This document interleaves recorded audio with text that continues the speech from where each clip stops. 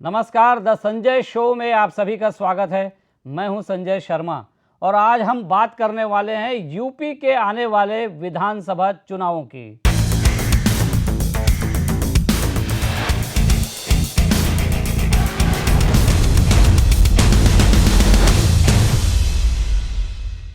दरअसल कांग्रेस की महासचिव प्रियंका गांधी ने यूपी चुनाव से पहले एक ऐसा दांव खेला है जिससे दूसरे बड़े राजनीतिक दलों की सांसें अटक गई हैं।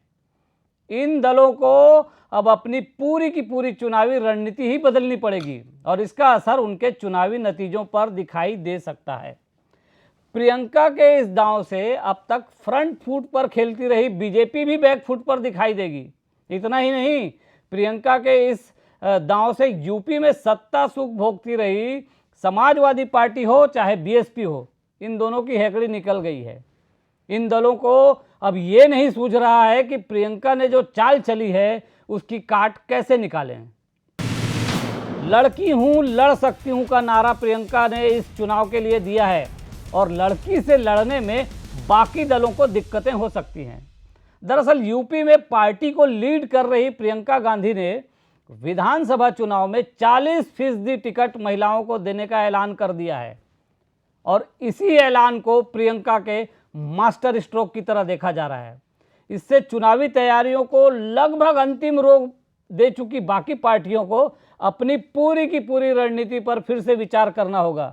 प्रियंका ने प्रेस कॉन्फ्रेंस कर यूपी विधानसभा चुनाव में 40% टिकट महिलाओं को देने की घोषणा करते हुए कहा है कि ये फैसला राजनीति में महिलाओं की भागीदारी बढ़ाने के उद्देश्य से लिया गया है।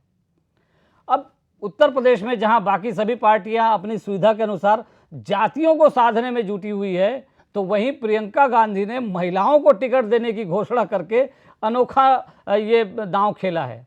और प्रियंका ने समाज सेवा, अध्यापन, पत्रकारिता और अन्य सेवाओं से भी जुड़ी महिलाओं से कहा है कि वे राजनीति में आ जाएं और महिलाएं अगर चुनाव में भाग लेना चाहती हैं तो कांग्रेस पार्टी का टिकट उन्हें दे दिया जाएगा। उत्तर प्रदेश में अपनी साख किसी तरह बनाने में जुटी कांग्रेस को प्रियंका गांधी ने लड़की हूं, लड़ सकती हूं का नारा देकर एक नई उम्मीद तो दे दी है। यहां अगले साल विधानसभा चुनाव होने जा रहे हैं और 40% से ज़्यादा सीटों पर महिलाओं को खड़े करने के फैसले से दूसरी पार्टियों पर ज़्यादा संख्या में महिलाओं को उतारने का दबाव बढ़ गया है। अब तक महिला आरक्षण के नाम पर सिर्फ राजनीति करते रहे इन सभी दलों को अब महिलाओं के लिए काम करने के लिए प्रियंका ने मजबूर कर दिया है।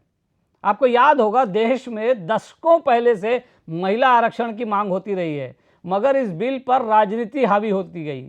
इंदिरा गांधी से लेकर मोदी तक सभी प्रधानमंत्री इस पर विचार करते रहे हैं, पर ठोस आरक्षण देने में सफल नहीं हो पाए। और यूपी के समाजवादी पार्टी के मुखिया मुलायम सिंह तो इसके विरोध में भी रहते थे। वही कमोबेश बीएसपी भी यही करती रही है, वो समाजवादियों के पीछे खड़ी हुई दिखती है आरक्षण के मुद्दे पर। तो बीजेपी ज़रूर खुल के महिला आरक्षण की बात करती रही है, लेकिन उसने कभी गंभीरता से इसके लिए काम किया है ऐसा नहीं लगता है। तो फिर इधर प्रियंका गांधी ने खुद चुनाव लड़ना है या नहीं इसका सस्पेंस तो बना रखा है, उन्होंने स्पष्ट नहीं किया है। पर जिस तरह का दांव प्रियंका ने खेल दिया है, ये दांव कहीं कांग्रेस को उल्टा ना पड़ जाए, ये भी आशंका है। क्योंकि देखिए, प्रियंका ने नए चेहरों को आमंत्रित करके उनको टिकट देने की घोषणा की है। ऐसे में सालों से जो पार्टी के लिए काम कर रहे हैं वो कांग्रेस नेता जो चाहते थे कि विधानसभा चुनाव में टिकट मिले और वो काम करेंगे, टिकट से वो चुनाव लड़ेंगे, अगर उनका टिकट कट गया तो टिकट कटने के बाद क्या ये नेता पार्टी के लिए काम करेंगे, ये बड़ा सवाल होगा। और ऐसे नेता अपने समर्थकों के साथ कहीं बीजेपी या दूसरे दलों में न चले जाएं, ये खतरा भी रहेगा। खैर, यूपी में कांग्रेस के पास खोने के लिए कुछ ज़्यादा नहीं है। अगर दांव उल्टा पड़ भी गया तो उसको कोई खास नुकसान नहीं होगा, लेकिन चाल सही रही तो पार्टी को फायदा हो सकता है।